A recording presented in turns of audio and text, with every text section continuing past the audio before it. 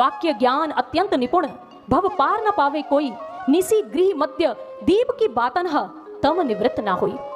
तुलसीदास जी कहते हैं आप एक अंधेरे कक्ष में बैठे हैं, मान लीजिए उस अंधकार में बैठकर आप प्रकाश के स्रोत की बातें कर रहे हैं। प्रकाश का उपकरण आपको चाहिए अंधेरा भगाने के लिए, और आप सोचते हैं यहाँ ट्यूबलाइट जल पड़े, यहाँ बल्ब ऑन हो जाए, यहाँ पर कोई दिया प्रज्वलित हो जाए।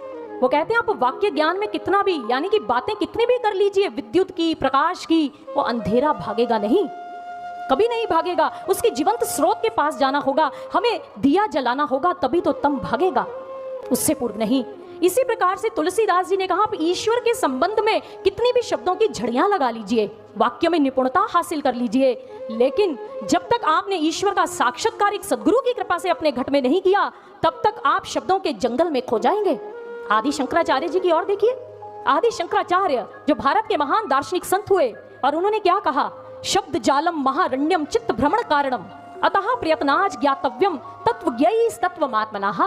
अर्थात अगर शब्दों के आप उस जंजाल में फंस गए तो ये बीहड़ वन है, इस शब्दों के जाल के बीहड़ वन से कोई मार्ग नहीं मिलेगा आपको बाहर निकलने के लिए, आप उसमें फंस जाएंगे, भ्रमित होकर रह जाएंगे।